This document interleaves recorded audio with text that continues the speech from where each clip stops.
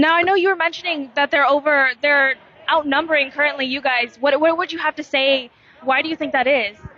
I mean, honestly, I think I would probably guess that it's because not a lot of people know about this issue on our side.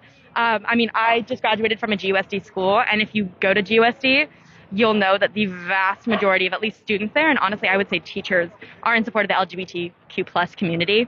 I think this is an issue that is near and dear to everyone's heart in our community. And I understand that we're both, pretty spirited sides right now where there's chants, there's microphones, there's people yelling at me that I'm a clown.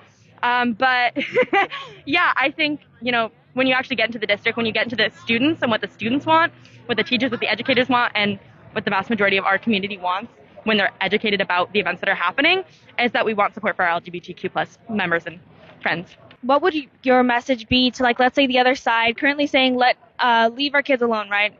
We heard that being chanted just recently. What would your message be to those parents? I mean, they're saying leave our kids alone. I mean, what does that really mean? They're saying don't educate them. I mean, our entire job is to educate them about the world around them. I think that message is somehow misconstrued from what they're really wanting to say, which is don't educate them about things I don't want them to be educated about, which is not what school's about. Do you think that they don't have that right to, let's say, restrict what their child's being taught in school?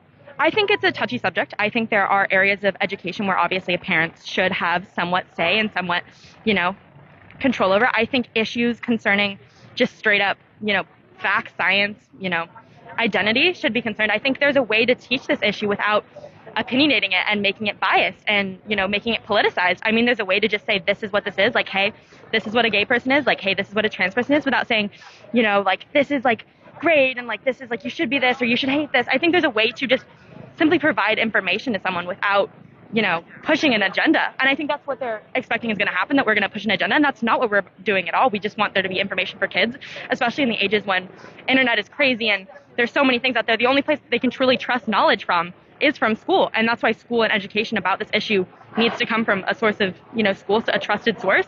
And that's why it's so important that GUSD sticks with our side on this issue. Okay, well, thank you so much.